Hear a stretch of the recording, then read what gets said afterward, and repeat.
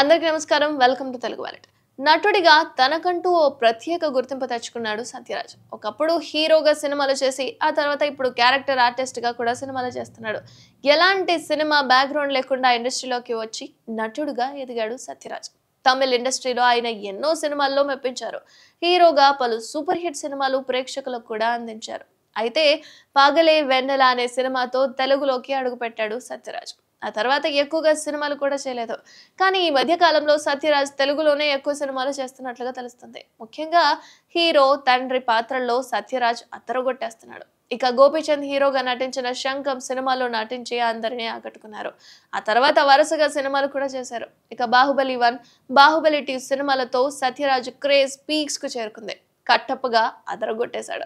అయితే బాహుబలి సినిమాతో pan India star గా మారిపోయారు ఈ వర్స్టైల్ యాక్టర్. ఇక తర్వాత వరుసగా ఆఫర్స్ అందుకున్నాడు. తెలుగు, తమిళ్ భాషలతో పాటు హిందీలోనూ సినిమాలు చేసి అందరినీ ఆకట్టుకున్నారు. కాగా సత్యరాజ్ కొడుకు కూడా హీరోగా సినిమాల్లోకి ఎంట్రీ ఇచ్చేశాడు.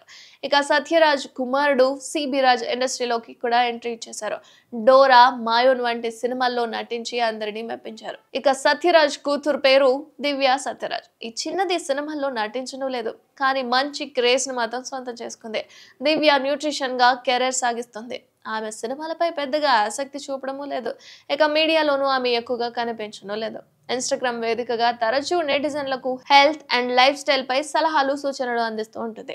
ఇక ఇప్పుడు రాజకీయాల్లోకి ఎంట్రీ ఇచ్చేశారు. మరి త్వరలోనే దివ్య సత్యరాజ్ రాజకీయాల్లోకి ఎంట్రీ ఇవ్వబోతున్నట్లుగా తెలుస్తుంది.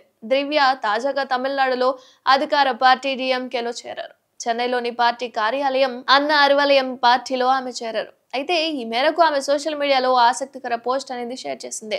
నా జీవితంలో ఈ రోజు మరో ముఖ్యమైన అధ్యాయం అంటూ ఆమె చెప్పుకొచ్చింది. చూడాలి మరి కట్టప్ప కూతురు ఏ విధంగా రాజకీయాల్లో దూసుకుపోతుందో ఏంటో అనేది.